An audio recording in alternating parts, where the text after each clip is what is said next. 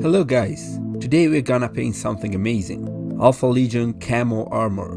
To show you how I do it, I have here a Lernian Terminator, which is a 30k Alpha Legion unit. I'll show you how I paint him to look like his little friend here. Seems hard, right? Well, it really isn't.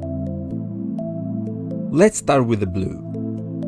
What I usually do is mix in Gain Color, Turquoise and Royal Purple 221 to get a nice deep blue. To ease things up a little, you can also use Heavy Blue, which is a straight color, but I don't really like the result, so not my jam. And if you have a lot of Citadel paints, McCracken Blue should be just the right color if you have it. Like I usually do, I base coat the figure using a filbert brush to speed things up dramatically. They retain more paint in the bristles and hit a larger surface with every stroke, so if they're big enough you can overbrush the figure so that you can get your uniform paint coat without being too thick. You should definitely try that.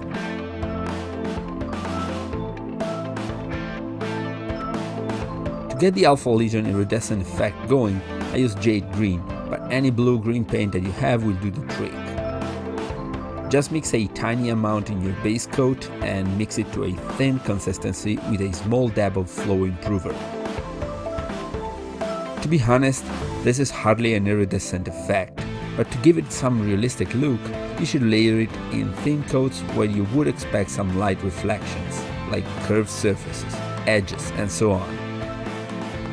Just think that you're highlighting the areas, even though with this trick we are not really highlighting. We are just adding a different color to them. So again, we are not going towards a lighter color, we are shifting to a different color hue. This model is covered in scales, so if you're painting snakes or dragons, you can probably use the same trick. I used the hue shift to shape the curvature of the scales just as I did on the rest of the mini.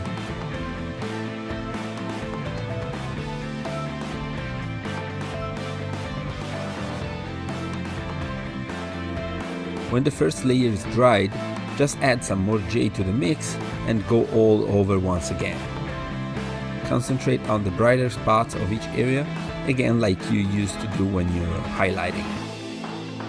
When you think you're done, you can move on to the next step. As you can see, jade is already showing on the mini, so if you want to stick to the GW scheme on the Chaos Space Marine Codex, you can just go on and keep adding jade again and again. But I did not. I decided to kick the color components up a notch, so I added mood green. See how the yellow component in mood green shifts the blue towards pure green. This will make the iridescence effect glow better, in my opinion. The application of this color is, once again, a thin layer of dilute paint where I wanted a color shift effect take place.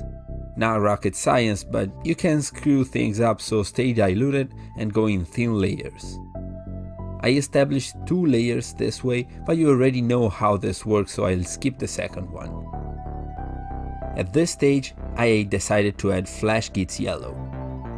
It is just a small dab of paint, but it will make your mini pop, trust me.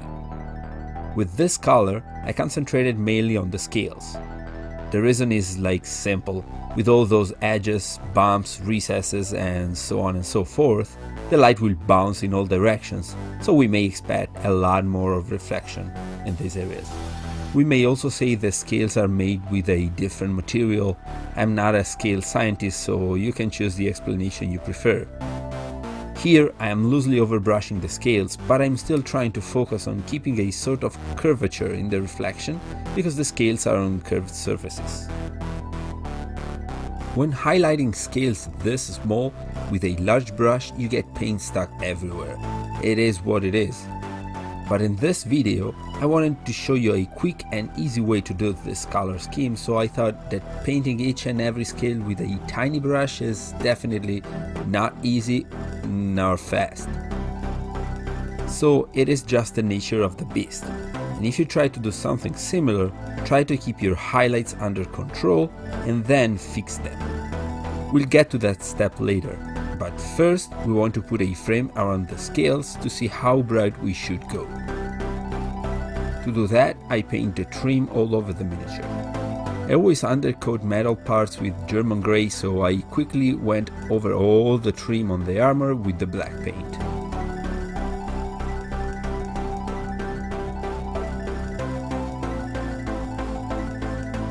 When done, I started coating with Model Air aluminum, but you can also use chrome. It depends on which one is closer when I paint.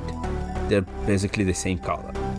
In this step, there are a lot of tiny dots, so I used my 00 Bombwick dead cord from Slowfuse Gaming to paint them. You can find these wonderful brushes on Creature Castle website now. So this step can be also done at the beginning, but remember, you want to have the trim established before proceeding to put the final highlight on the Mini. This is because the metal will be shiny enough to change the scene you're painting, so affecting the brightness of your highlights. So keep this in mind. It is also a cold light source that contrasts a lot with the yellow in the highlights, so the final interaction between the trim and the scales is even stronger.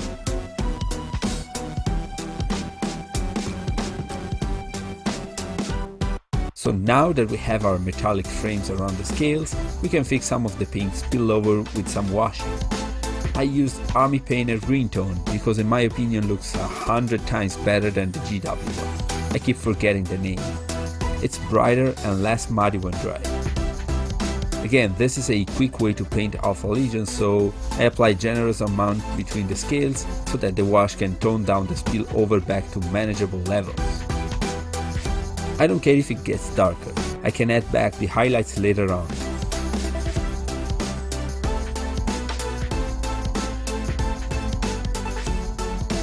So back to the glowing yellow highlights. To nail them, I am aiming for a really bright paint that you will see coming in a few seconds, but I wanted to ease in some more yellow to recover from the wash, toning down all the colors. I mixed some Flash Kits yellow with mood green and did a first round of highlight by overbrushing the scales. All the scales, so many scales.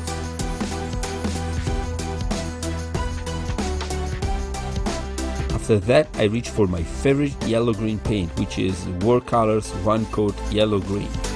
This is a super heavy coverage paint, so if you decide to use it, I suggest you clean any excess of paint off of your brush before reaching for the model. With this last color, I went and carefully picked each and single scale tip, adding a small amount of paint. Notice how I did it like I was hedge highlighting the scales. Does this qualify as overbrushing or hedge highlighting? I don't know. But if you do this, try not to spill paint down into the crevices or you have to get back to the wash step again.